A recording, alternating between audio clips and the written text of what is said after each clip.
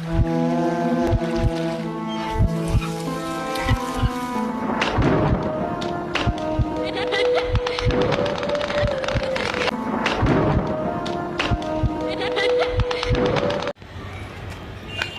से दिवांशी ने देखा कि पीछे की तरफ एक आदमी जिसके पूरे बदन पर वाइट कलर का कपड़ा लिपटा हुआ है, ऊपर से नीचे तक, सिर्फ आंखें दिख रही थी बस, बाकी ऊपर से नीचे तक बिल्कुल सफ़ेद कपड़ा। ये दिव्यांशी देख के बिल्कुल डर जाती है और वो अनिकेत से बोलती है कि जल्द से जल्द यहाँ से गाड़ी भगाओ। तो राम राम सबको। शुरुआत करते हैं कहानी की। ये कहानी जो है मुंबई के अंधेरी इलाके की जो है ये कहानी है। एक लड़की दिव्यांशी और एक लड़का अनिकेत, जिनकी ये स्टोरी है। दोनों की दोनों मंगेतर हैं, दोनों की शादी होने वाली थी। करीब 1 से 1.5 महीने बाद दोनों की शादी भी होने वाली है। तो होता क्या है कि दोनों एक ही कंपनी में काम करते थे, साथ में क्या नाम है जाते भी थे। लड़का जो अनिकेत है वो साथ में लेके भी जाता था, शाम को लेके भी आता था। पूरी दोनों के घर में जो फैमिली थी दोनों को पता थी कि क्या नाम है अनिकेत कौन है और दिव्यांशी कौन है। भाई जब जाहिर सी बात है शादी सबको पता होगी। होता क्या है कि दिव्यांशी और अनिकेत एक बार छुट्टी लेते हैं दोनों अपने अपने ऑफिस से और एक जगह घूमने जाते हैं। तो दोनों साथ में बैठे होते, टाइम स्पेंड कर रहे होते हैं। तो दिव्यांशी कहती है कि बहुत टाइम पहले की बात है, जब मैं सो रही थी तो कोई एक ऐसी एनर्जी, उसने बताया कि जब अपने कमरे में सो रही थी कोई एक ऐसी एनर्जी या कुछ ऐसा कुछ मुझे फ़ील हुआ कि जो मुझे बहुत अनकंफर्टेबल फील हुआ मेरे को। उसने तो अनिकेत ने पूछा कि मतलब कैसा, क्या मतलब मेरे को बता क्या सीन था। दिव्यांशी ने बताया कि मैं जब सो रही थी तो मुझे ऐसा लगा किसी ने मेरे को पीछे की तरफ से बैड टच करा। तो दिव्यांश जो अनिकेत होता वो कहता कि मतलब कोई था वहाँ पर। तो दिव्यांशी कहते नहीं कोई था तो नहीं, मैंने कमरे में मतलब जब मैंने देखा तो वहाँ पे कोई भी नहीं था। लेकिन जब मैं 1 मिनट हुआ होगा मेरे को सोए हुए, तो मैंने जब दोबारा पीछे पलट के देखा तो कोई भी नहीं था। और मैंने पीछे पलट के इसलिए देखा था क्योंकि मेरे को दोबारा से बैड टच फील हुआ था।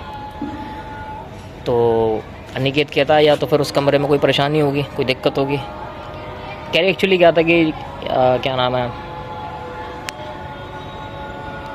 मैं जब पढ़ाई करती थी तो उस कमरे में जब हमने रेंट पे वो कमरा लिया था वहाँ पे मैं पढ़ाई करती थी। और मैं अकेले नहीं थे, 2-3 लोग भी थे।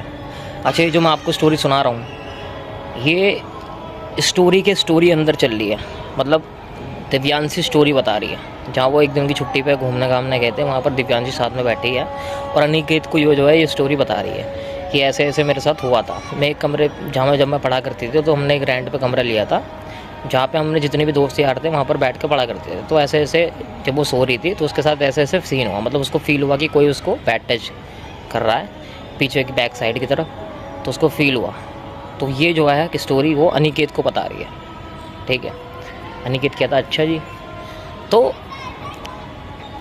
क्या कहते हैं, क्या नाम था, दिव्यांशी बोलती है उसके मामा, दिव्यांशी के मामा जो इन सब चीज़ों में रहा करते थे, जो ये सब चीज़ें देखा करते थे, जिनको हम जैसे कहते हैं एक तांत्रिक, लायक तांत्रिक, ओझा का गाँव की भाषा में वो चीज़। उन्होंने बताया कि वहाँ पे जो आपने सबने वहाँ पे कमरे जो रेंट पे ले रखा है आपने, असल में कोई ऐसी चीज़ है जो वहाँ पर लोगों को रहने नहीं देती है। आपको कमरे आपको जो बच्चे थे, बच्चों को सस्ते में कमरा इसलिए मिल गया क्योंकि वो कुछ चीज़ें थी उस कमरे के अंदर जो सही नहीं थी, इस वजह से और सस्ते में भी मिल गया कमरा। तो फिर दिव्यांशी ने बताया कि हमने पैसे दे ही चुके थे, एक महीने बाद हमने वो कमरा खाली कर दिया। तो अनिकेत कहता अच्छा जी, मतलब तेरे साथ ऐसा सीन हो चुका है। तो दिव्यांशी बताती है कि हाँ मेरे साथ ये सब चीज़ें हो चुकी है। तो अनिकेत बड़े घमंड में बोलता है कि क्या नाम है, अरे ये सब चीज़ें मैं लौंडा हूँ, हमारे साथ नहीं होती है, हम जेल जाते हैं, ये सब चीज़ें, बहुत सारी चीज़ें। लेकिन अनिकेत को क्या पता था कि ये सब चीज़ें तेरे साथ भी होने वाली है, ये सब चीज़ें तेरे साथ भी होने वाली है। और ये सब चीज़ें दिव्यांशी झेल के बैठ चुकी है, इसे दोबारा झेलना पड़ेगा। अब ये स्टोरी शुरू होती है। कहानी क्या होती है भाई, जैसे कि मैंने आपको बताया दिव्यांशी और अनिकेत एक ही ऑफिस में काम करते हैं। ऑफिस की छुट्टी होती है दोनों के दोनों। तो दिव्यांशी कहते हैं कि भाई जब घर जा ही रहे हैं तो कुछ ना कुछ खा के एक जगह कहीं शांति सी जगह देखेंगे, वहाँ पर बैठेंगे 1-1.5 घंटे, उसके बाद घर निकलेंगे। दिव्यांश की अनिकेत कहता है ठीक है। अब भाई सीन क्या होता है, ये जो ना दोनों के दोनों पहले एक रेस्टोरेंट में जाते हैं, खाना वाना खाते हैं, उसके बाद जो है एक ऐसी जगह जाते हैं जहाँ पे कोई भी ना बंदा ना बंदे की जात, बिल्कुल सुनसान। अब दोनों बाइक पे ही बैठ के बातचीत कर रहे होते हैं, वहीं पे जहाँ मैं आपको बता रहा हूँ सुनसान जगह पे बातचीत कर रहे होते हैं। होता क्या है, अचानक से पीछे की तरफ बाइक पे बैठी हुई दिव्यांशी अनिकेत से बात कर रही होती है। गाड़ी एक सुनसान जगह पे रुकी होती है।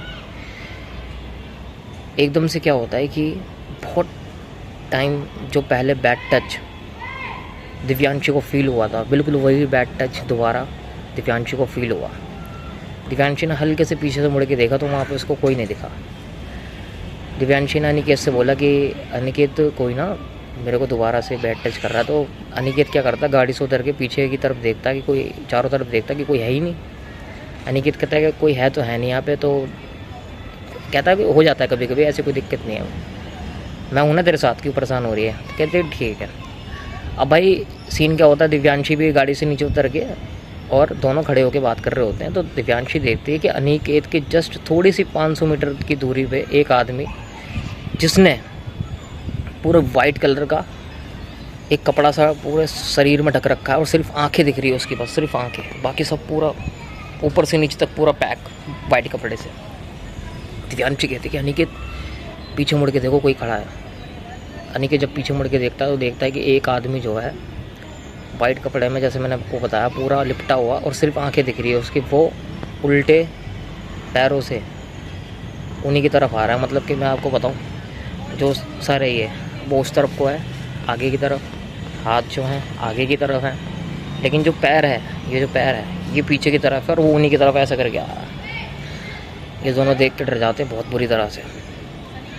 दिव्यांश कहता है, अनिकेत कहता है जल्दी फटाफट बैठ, जल्दी फटाफट। दिव्यांशी फटाक से गाड़ी पे बैठती, गाड़ी बहुत ज़ोर से क्या नाम है किक मारता है।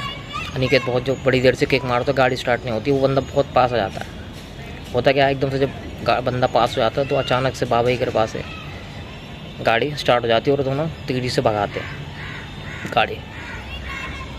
जब वो दोनों तेज़ी से गाड़ी भगाते हैं, वहाँ से दोनों निकल जाते हैं। अगले दिन जो है घर पे पहुँचते ही सारी बात मामा जी को बताई जाती है कि मामा जी ऐसे ऐसे जो है हमारे साथ सीन हुआ है, मैं और अनिकेत ऐसे बाहर बैठे हुए थे तो हमने ऐसे ऐसे देखा और मेरे को दोबारा से वो बैड टच फील हुआ। तो मामा जी कहते हैं ठीक है मैं देखता हूँ। तो मामा जी भाई दरबार वगैरह लगाते हैं और क्या नाम है ऐसी आवाज़ सा होता है। फिर वो बताते हैं कि एक्चुअली असल में क्या है कि जो तेरे को बंदा जो जब तुमने रेंट पे कमरा लिया था, बिल्कुल वही बंदा था जो तुमको दिखा था। तो दिव्यांशी को कुछ समझ में नहीं आता। तो वो पूछती है कि मामा जी वो मेरे पीछे क्यों लगा हुआ। तो वैसा वो कहता है कि कुछ चीज़ें ऐसी एंटिटीज़ होती है जो उनको कोई पसंद आता है तो उनका पीछा करने लग जाते हैं। तो मामा जी क्या करते हैं, भाई दिव्यांशी को सामने बैठाते हैं और कुछ तंत्र मंत्र पढ़ना स्टार्ट करते हैं। अनिकेत को भी बुलाया जाता है वहाँ पर। अनिकेत भी दिव्यांशी के जस्ट बगल में ही खड़ा होता है। तंत्र मंत्र की क्रिया वगैरह स्टार्ट होती है और वहाँ पर क्या नाम है बहुत सारी चीज़ें ऐसी करते हैं जो अनिकेत को कुछ समझ नहीं आ रहा होता कि असल में हो क्या रहा है। दिव्यांशी के मामा बहुत ज़ोर से दिव्यांशी के ऊपर चीखते हैं और इस टाइम दिव्यांशी का रूप पूरी तरह से चेंज हो जाता है। मामा कहते तू निकल जा, जो भी है मेरी भांजी के अंदर से, ये भी जो भी है। जस्ट 5 मिनट बाद दिव्यांशी बहुत बेहोश हो के, मतलब बहुत ज़्यादा वियर्ड तरीके से चिल्ला के बेहोश होकर ज़मीन पे गिर जाती है। दिव्यांशी दोबारा जब उठती है तो वो बोलती है कि मेरे को बड़ा हल्का सा फील हो रहा था। तो उसका जो बंदा होता है अनिकेत, वो बताता है कि अभी ऐसे ऐसे तेरे साथ हुआ। मामा जी कहते हैं कोई टेंशन वाली बात नहीं है, जो भी था सब निकल चुका है, जो बंदा था वो पीछे उसने छोड़ दिया है, अब आज के बाद कभी ऐसा होगा नहीं। तो ये थी अनिकेत और दिव्यांशी की स्टोरी। बताइएगा कैसी है। तब तक के लिए राम राम। जय छत्रपति शिवाजी महाराज। राम राम।